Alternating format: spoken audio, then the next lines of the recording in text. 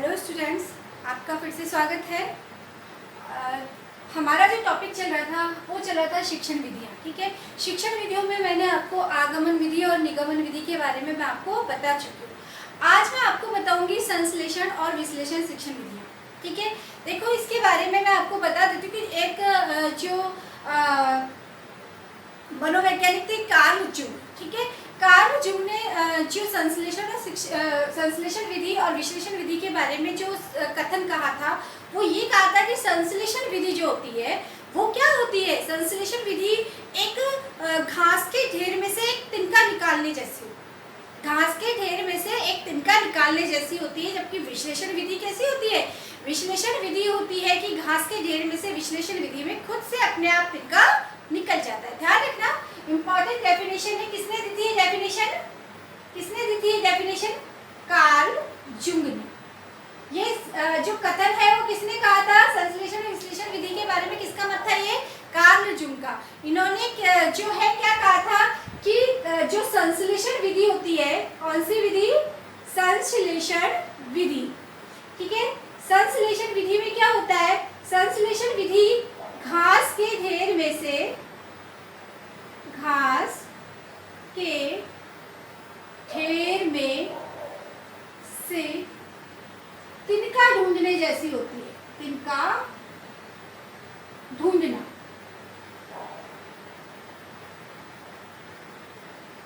कैसी होती है? घास के ढेर में से तिनका ढूंढना।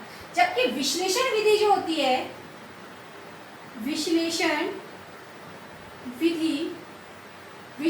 विधि जो होती है, इनका मानना था कि विश्लेषण विधि इसमें घास के ढेर में से, घास के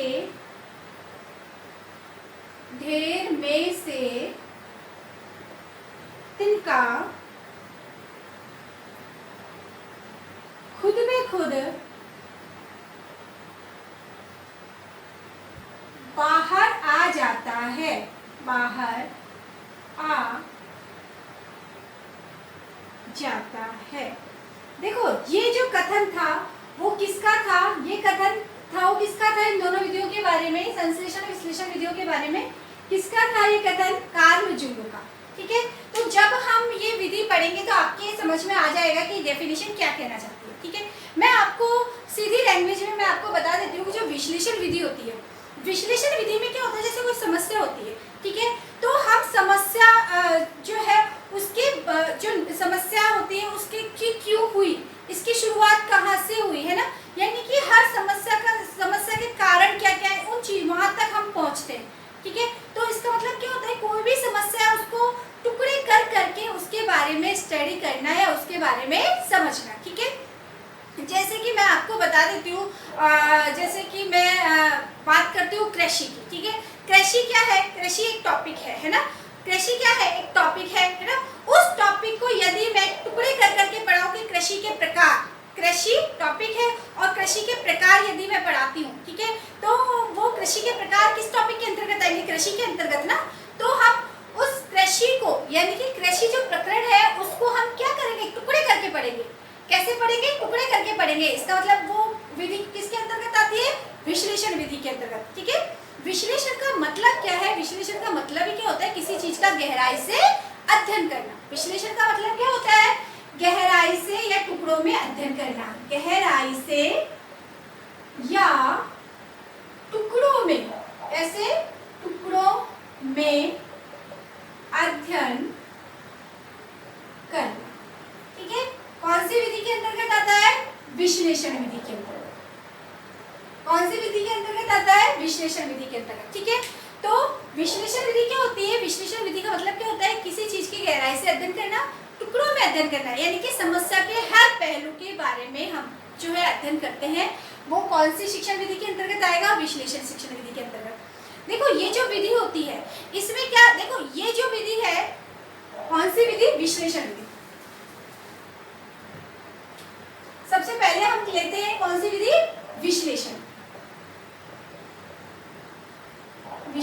विधि। विश्लेषण विधि का मतलब क्या होता है? ठीक है, इस विधि में क्या होता है? इस विधि के अंदर सबसे पहले हम देखते हैं कि सबसे पहली चीज क्या होती है? गहराई से अध्ययन। से अध्ययन, किसी चीज का गहराई से अध्ययन। दूसरा है कि टुकड़े कर करके, यानी कि टुकड़ों में बांटना, टुकड़ों में बांटना, यानी कि टुकड़े करके, किसी चीज का टुकड़े करके टुकड़ों में उसका अध्ययन करना।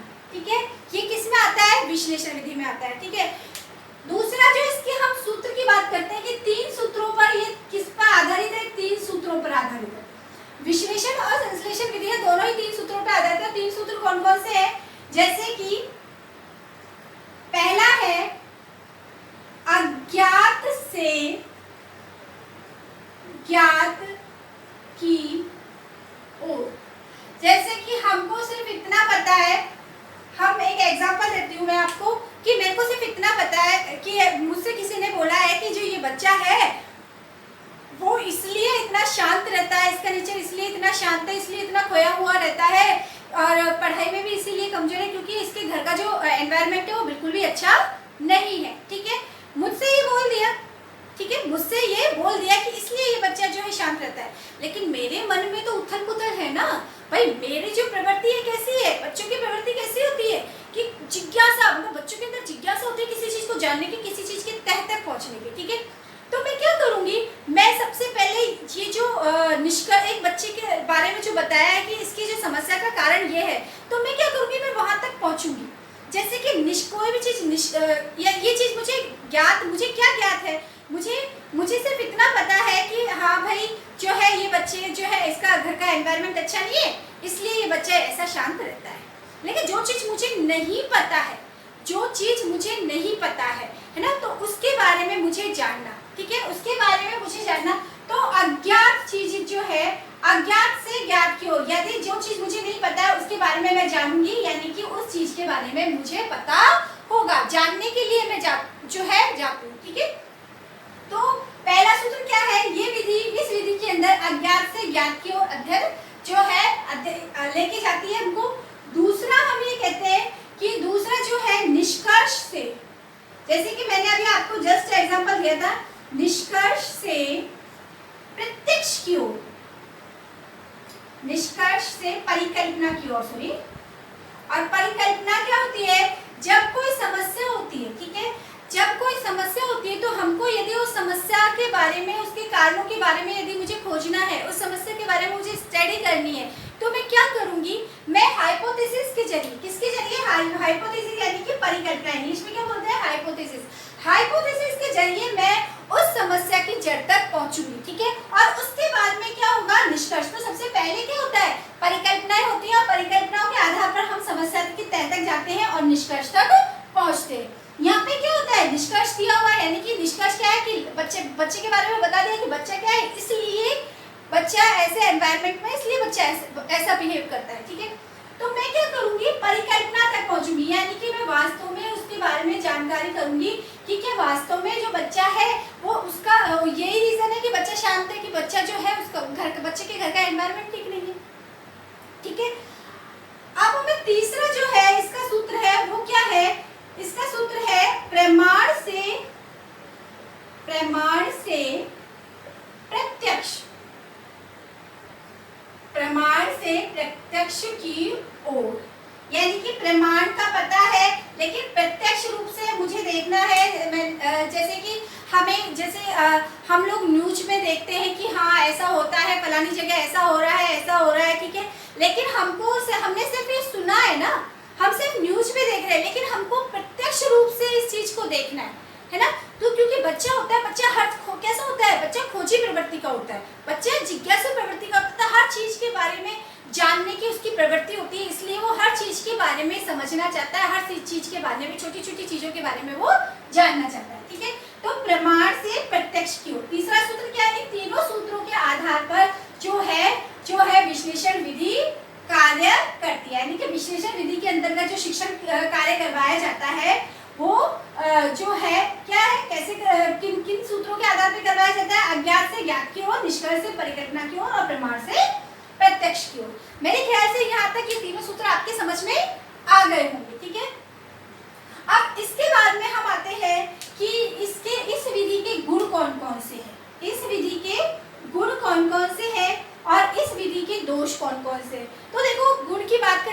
पहला गुण क्या है कि ये जो विधि है, ये विधि है जो कैसी विधि है, विश्लेषण विधि मनोवैज्ञानिक।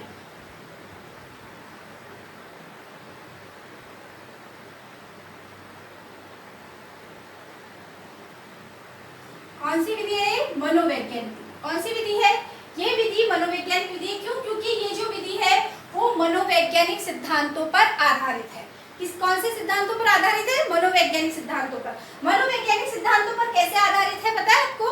कि बच्चा जो है, बच्चे की जिज्ञासु प्रवृत्ति, बच्चे की जिज्ञासु प्रवृत्ति और बच्चे की रुचि, इन सबको ध्यान में रखते हुए इस जो है अध्ययन करवाया जाता है। बच्चे की जो खोजी, ये कहते हैं ना, बच्चे का जो बच्चा जो नई नई चीजें, क्रिएटिविटी जो बच्चे के अंदर होती है ना, नई नई चीजों को जानना, तो इसलिए इसको क्या बोलते हैं? और ये जो है ये विधि मनोवैज्ञानिक सिद्धांतों पर आधारित है ना, इसके सिद्धांतों पर, मनोवैज्ञानिक सिद्धांतों पर आधारित है, बच्चों को ध्यान में रखते हुए।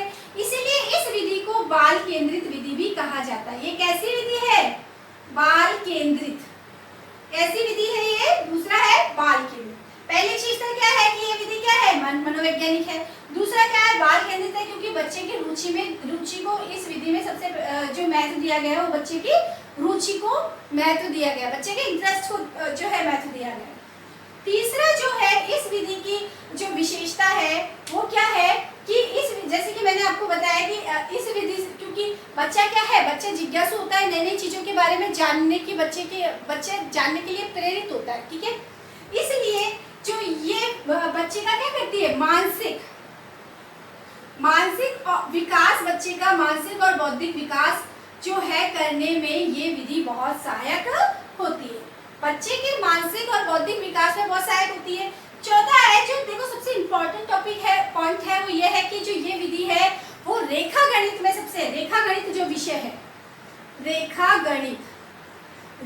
गणित विषय में सबसे ज्यादा लाभदायक है। यानी कि कहते हैं ना, यदि क्वेश्चन आता है रेखा गणित विषय में सबसे ज्यादा किस विधि का प्रयोग जो है किया जाता है, तो रेखा गणित विषय में हम कौन सी विधि का प्रयोग करते हैं? विश्लेषण विधि का, ठीक है।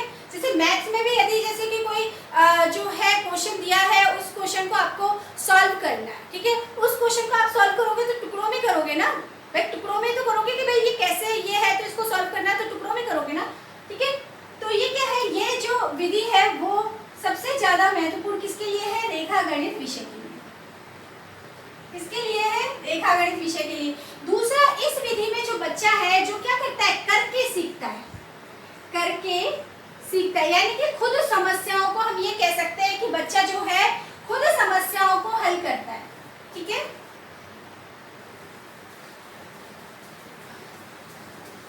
बच्चा क्या करता है इस विधि में? जो पांचवी विशेषता है वो क्या है कि बच्चा जो है स्वयं, बच्चा क्या करता है? स्वयं समस्याओं का समाधान करता है, ठीक है। क्योंकि स्वयं समस्याओं का समाधान करता है, इसलिए बच्चे के अंदर क्या होता है? आत्मविश्वास। बच्चे के अंदर, क्योंकि स्वयं समस्याओं का समाधान करेगा तो बच्चे के अंदर क्या बढ़ेगा? आत्मविश्वास बढ़ेगा। क्या बढ़ेगा बच्चे के अंदर? आत्मविश्वास बढ़ेगा। तो ये विधि क्या है? बच्चे के अंदर आत्मविश्वास जो है वो पैदा, आत्मविश्वास की प्रवृत्ति है उसको बढ़ाती है, आत्मविश्वास बच्चे का बढ़ाती है, ठीक है। तो पहला क्या हो गया कि ये जो विधि है जो क्या है? मनोवैज्ञानिक विधि है ना। ये क्या है? बाल केंद्रित विधि है। मानसिक विकास जो है बच्चों का होता है इस विधि के अंतर्गत, है ना। रेखा गणित विषय जो है उसमें सबसे ज्यादा उपयोगी यदि विधि मानी जाती है तो वो होती है विश्लेषण विधि, ठीक है। तो नेक्स्ट है कि इसमें क्या होता है? बच्चा जो है स्वयं अपनी समस्याओं का समाधान खुद करता है, ठीक है। ये क्या है? आत्मविश्वास है। लेकिन इसमें जो है देखो ये चीजें हैं, क्योंकि ये विधि जो है किसी भी समस्या का गहराई से अध्ययन, ये क्या हो गए? इसके गुण हो गए, ठीक है। तो जैसे कि एक सिक्के के दो पहलू होते हैं ना, गुण होते हैं, तो दोष के बारे में भी जानना जरूरी होता है। तो इस विधि के जो दोष है वो कौन कौन से हैं? देखो, एक तो इस विधि का पहला दोष है वो ये है कि क्योंकि ये विधि हर जो गहराई से कोई भी समस्या उसका गहराई से अध्ययन करती है, टुकड़ों में अध्ययन करती है ना, इसलिए इसमें क्या लगता है? बहुत ज्यादा टाइम लगता है ना। अधिक लगता है, समय अधिक लगता है। ठीक है, दूसरा, पहला दोष क्या हो गया, समय अधिक लगता है।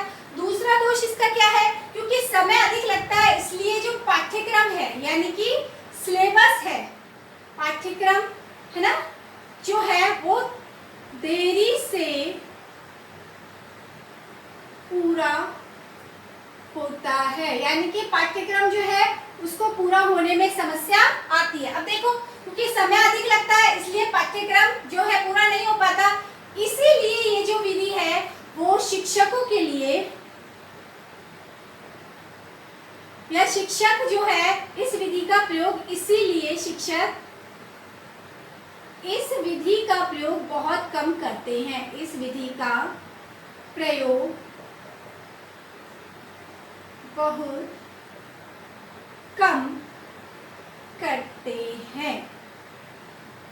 ठीक है, ठीक है। तीसरी समस्या, तीसरा जो दोष है वो क्या है कि पहला, समय अधिक लगता है इसीलिए पाठ्यक्रम पूरा नहीं हो पाता, पाठ्यक्रम पूरा नहीं हो पाता इसलिए इस विधि को जो है टीचर्स बहुत कम यूज में लेते हैं। ठीक है, चौथी इसका जो दोष है वो क्या है कि ये विधि जो है छोटी कक्षाओं तक सीमित है। ये विधि छोटी कक्षाओं के बालकों तक सीमित है, यानी कि इस विधि का प्रयोग जो है सिर्फ छोटी कक्षा के बच्चों पर ही किया जा सकता। सॉरी, ये जो विधि है, ये विधि है जो बड़ी कक्षा की, यानी कि क्योंकि है ना, जो बच्चे क्या होते हैं इसमें खुद से कार्य करने का होता है। इसमें क्या है, बच्चे खुद समस्याओं का जो है हल करते हैं, प्रॉब्लम सॉल्व करते हैं, है ना, खुद सॉल्व करते हैं। तो छोटे बच्चे थोड़ी ना करते हैं, छोटे बच्चे तो अनुकरण करते हैं ना, तो खुद समस्याओं को सॉल्व करते हैं। इसलिए ये विधि जो है छोटे बच्चों के काम, छोटी कक्षाओं के लिए प्रयोग में नहीं लाई जा सकती। ठीक है, नेक्स्ट इसका जो दोष है वो क्या है, नेक्स्ट दोष है इसका कि जो क्योंकि ये है छोटी कक्षाओं में प्रयोग में नहीं लाई जा सकती, और ये क्या है, बच्चों की समस्या दी जाती है, बच्चे खुद जो है उन समस्याओं को दूर करने की कोशिश करते हैं ना, इसीलिए ये जो विधि है वो मंद बुद्धि बालकों के लिए सही नहीं है, यानी कि इस विधि का जो प्रयोग है वो मंद बुद्धि बालकों के लिए हम नहीं कर सकते। ठीक है, तो आगे समझ में कि इस विधि के जो है लाभ क्या है, गुण क्या है, और इस विधि के दोष क्या है। विश्लेषण का मतलब क्या होता है, गहराई से अध्ययन, टुकड़ों में बांट के अध्ययन 3 सूत्रों पर आधारित है। अज्ञात से ज्ञात की ओर, निष्कर्ष से परिकल्पना की ओर, प्रमाण से प्रत्यक्ष की ओर। यदि हम इसकी विशेषताओं के बारे में, गुणों के बारे में देखें तो ये क्या है, एक वैज्ञानिक, मनोवैज्ञानिक विधि है। क्यों, क्योंकि बच्चा क्या होता है, जिज्ञासु प्रवृत्ति का होता है ना, खोजी प्रवृत्ति का होता है। बाल केंद्रित विधि है, क्यों, क्योंकि बच्चों की रुचि को, बच्चे इसमें जो है इंटरेस्ट लेते हैं। मानसिक विकास बच्चे का होता है, क्योंकि बच्चा स्वयं यदि समस्याओं को सॉल्व करेगा तो बच्चा क्या है, बच्चे का मानसिक विकास होगा। सबसे ज्यादा ये विधि जो है रेखा गणितीय विषय के लिए बहुत ज्यादा उपयोगी है ना। इसमें बच्चा है खुद समस्याओं का समाधान करता है ना, और बच्चा क्या, इसीलिए बच्चे के अंदर क्या होता है, आत्मविश्वास बच्चे के अंदर बढ़ता है। तो मेरे ख्याल से आपकी जो है ये विधि समझ में आ गई होगी। दोष है इसमें क्या है, समय अधिक लगता है, क्योंकि गहराई से इसमें अध्ययन किया जाता है इसलिए इसमें अधिक समय लगता है। दूसरा है क्योंकि अधिक समय लगता है इसलिए पाठ्यक्रम देरी से पूरा होता है, और पाठ्यक्रम यदि देरी से पूरा होगा तो शिक्षकों को, टीचर्स को ये विधि बिल्कुल भी अच्छी नहीं लगेगी, यानी शिक्षक इसका बहुत कम प्रयोग करते हैं। छोटी कक्षाओं के लिए इसको प्रयोग में नहीं लाया जा सकता है ना, छोटे बच्चे क्या करते हैं, अनुकरण करके सीखते हैं, देख के सीखते हैं, है ना। मंद बुद्धि बालकों के लिए जो है ये विधि जो है वो सही नहीं है। दूसरा एक और चीज है ना, एक क्वेश्चन आया था कि गृह कार्य के लिए भी इस विधि के अंदर गृह कार्य नहीं दिया जाता, गृह कार्य नहीं दिया जाता।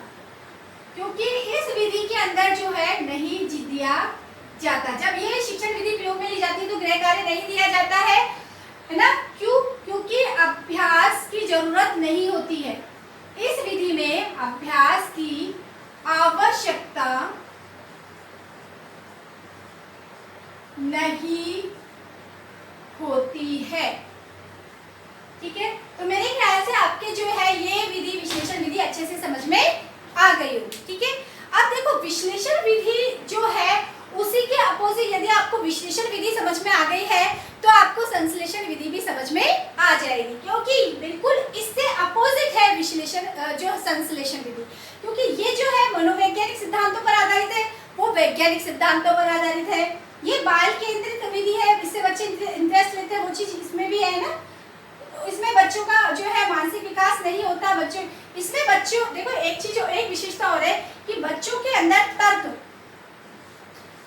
वितर्क करने की भावना बच्चों के अंदर आती है। तर्क वितर्क करने की जो है बच्चों के अंदर, क्योंकि बच्चों के अंदर यदि कॉन्फिडेंस आएगा तो बच्चों के अंदर तर्क वितर्क करने की जो है प्रवृत्ति भी बच्चों के अंदर होगी। ठीक है, ये क्या थी, कौन सी विधि थी? ये विश्लेषण विधि। कौन सी विधि थी? विश्लेषण विधि। और इस विश्लेषण विधि के प्रवर्तक कौन थे? देखो ध्यान रखना, विश्लेषण विधि के प्रवर्तक कौन थे? अरस्तु। अरस्तु कौन थे विश्लेषण विधि के प्रवर्तक? कौन थे? अरस्तु। ठीक है, तो मेरे ख्याल से आपको विश्लेषण विधि अच्छे से समझ में आ गई होगी। अब इसी के अपोजिट है संश्लेषण विधि। कौन सी विधि? संश्लेषण विधि। बिल्कुल इसी के अपोजिट है। लेकिन देखो जब तक विश्लेषण विधि नहीं हो, जब तक किसी चीज के टुकड़े नहीं होंगे तो उनको जोड़ेंगे कैसे? इसीलिए इस विधि को एक दूसरे की क्या कहा जाता है? पूरक कहा जाता है। नेक्स्ट है संश्लेषण विधि। देखो संश्लेषण विधि की हम बात करते हैं। ठीक है, संश्लेषण जो विधि है उसका तात्पर्य क्या है? इसमें जो है पहला है, इसमें क्या है? इस विधि में ये विधि क्या करती है? टुकड़ों को इकट्ठा, टुकड़ों को एकत्रित करती है। वो विधि जो है विश्लेषण विधि क्या करती है? टुकड़े करती है। ये सोच लो, विश्लेषण विधि टुकड़े करती है और ये टुकड़ों को जोड़ती है। ठीक है, ये क्या काम करती है? टुकड़ों को जोड़ती है, यानी कि समस्याओं को एकत्रित करती है, एकत्रित करती है। ठीक है, जैसे कि मैंने अभी आपको उसमें कृषि का एग्जांपल दिया था। अब इसमें मैं कहूँ कि जैसे कृषि के प्रकार दे रखे हैं, कृषि के प्रकार दे रखे हैं, है ना, तो कृषि से रिलेटेड जितने भी पॉइंट्स हैं उनको एक ही उसमें ले दिया कि कृषि।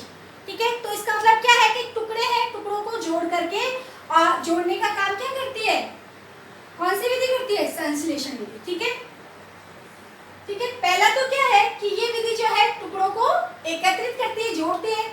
समस्या, इसका मतलब क्या होता है? समस्याओं को एकत्रित करने का ये काम करती है। समस्याओं को एकत्रित करके जो है एक जगह वो करती है। ठीक है, तीसरा इसका यदि मैं कहूँ सूत्र, ठीक है, शिक्षण सूत्र जो होते हैं इसमें, इस विधि के जो शिक्षण सूत्र हैं वो कौन कौन से हैं? बिल्कुल उसके अपोजिट हो जाएंगे। उसमें तो क्या होता है? ज्ञात से अज्ञात से ज्ञात की ओर। इसमें क्या होता है? ज्ञात से, पहला सूत्र क्या होता है? ज्ञात से अज्ञात की ओर, ज्ञात से अज्ञात की ओर। ठीक है, दूसरा क्या है? दूसरा क्या है? परिकल्पना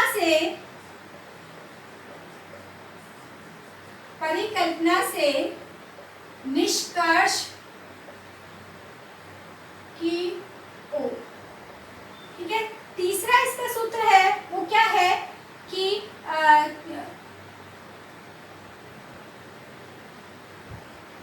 क्या था? हाँ, प्रत्यक्ष से प्रमाण, उसके अपोजिट हो गया ना, प्रमाण की ओर, प्रत्यक्ष से प्रमाण की ओर। ठीक है, तो मेरे ख्याल से आपके ये चीज समझ में आ गई होगी, है ना, कि जो है शिक्षण सूत्र कौन कौन से होते हैं। संश्लेषण विधि के शिक्षण सूत्र कौन कौन से होते हैं? तो विश्लेषण विधि के बिल्कुल अपोजिट होते हैं, ठीक है, क्योंकि विश्लेषण विधि मनोवैज्ञानिक विधि है ना, जबकि संश्लेषण विधि जो है इसकी विशेषताएं हम देख लेते हैं। इस विधि की विशेषताएं हम देखते हैं। यदि आपकी संश्लेषण विधि समझ में आ गई तो अपने आप जो विश्लेषण विधि समझ में आ जाएगी। इस विधि की विशेषता है, पहली विशेषता क्या है? पहली विशेषता क्या है कि जो ये विधि है ना, क्या है पहली विशेषता कि इस विधि में क्या करता है, ये विधि जो है समस्याओं को जोड़ती है ना, समस्याओं को एकत्रित करती है, ठीक है। दूसरी इसकी विशेषता है कि यह विधि छोटी कक्षा के बालकों के लिए प्रयोग में लाई जाती है, ठीक है। तीसरा क्या है इसकी विशेषता? ये विधि क्या है? वैज्ञानिक है, यानी कि ये जो विधि है वो वैज्ञानिक सिद्धांतों पर आधारित होती है।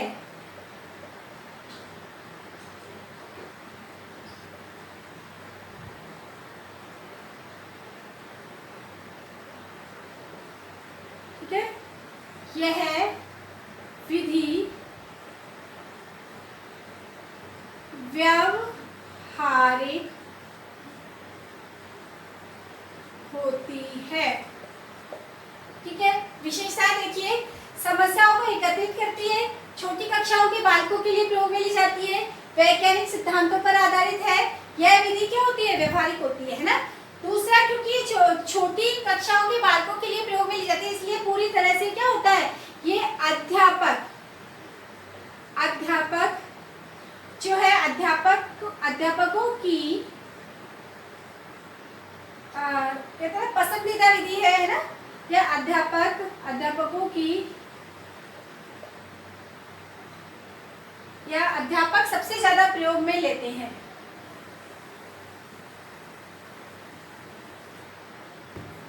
ना, इससे पहले हम ये लेते हैं इस विधि में समय क्या लगता है? कम लगता है, समय कम लगता है, ठीक है।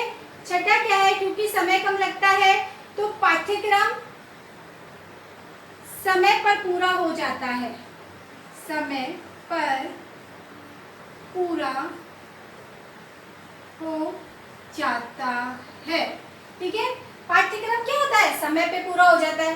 दूसरा जो है पाठ्यक्रम समय पे पूरा हो जाता है। नेक्स्ट इसकी विशेषता है क्योंकि पाठ्यक्रम समय पे पूरा हो जाता है, इसलिए सबसे ज्यादा अध्यापकों द्वारा प्रयोग में ली जाने वाली है ना, अध्यापकों द्वारा प्रयोग में ली जाने वाली विधि, ठीक है।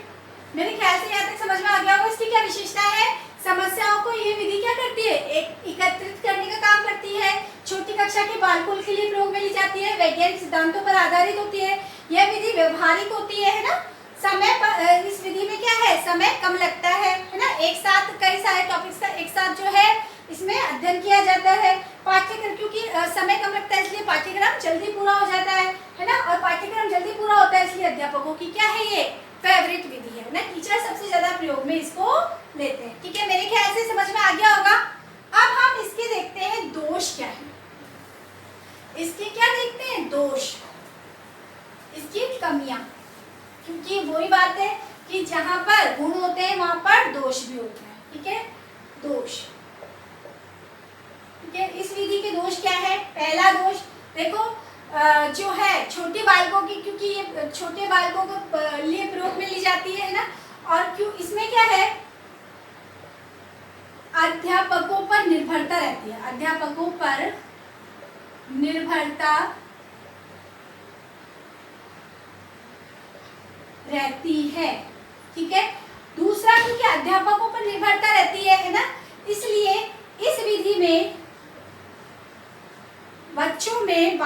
में तर्क वितर्क करने तथा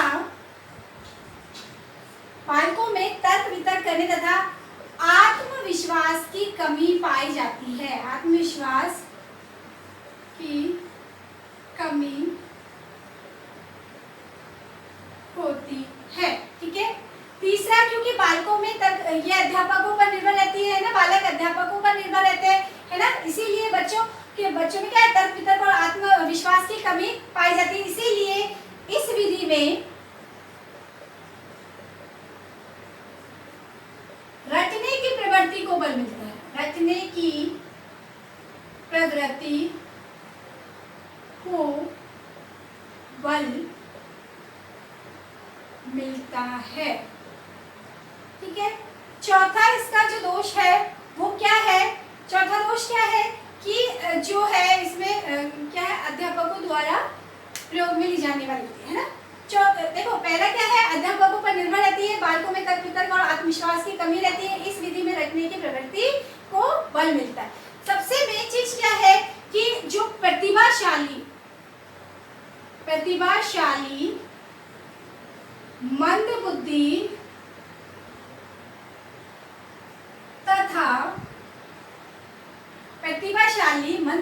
तथा सामान्य सभी बच्चों के लिए उपयोगी है।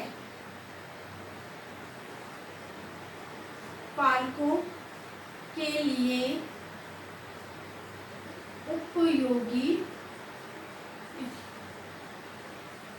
ठीक है। तो देखो, ये क्या हो गए, इसके दोष हो गए, है ना, ये क्या हो गए, इसके गुण हो गए, है ना, क्योंकि अध्यापकों पर निर्भर रहती है, इसीलिए इसमें रटने की प्रवृत्ति अधिक होती है। तो मेरे ख्याल से आपको जो है संश्लेषण और विश्लेषण विधि अच्छे से समझ में आ गई होगी। इन दोनों में अंतर क्या होता है यह आपकी अच्छे से समझ में आ गया होगा। ठीक है। तो आज के लिए इतना ही काफी है। चारों जो शिक्षण विधियां हैं वो हमारी आज हो गई। जो प्रमुख शिक्षण विधियां हैं वो हमारी आज हो गई है। ठीक है। कौन कौन सी? आगमन, निगमन, संश्लेषण और विश्लेषण। ठीक है। आज के लिए इतना ही काफी है। Thank you. Take care.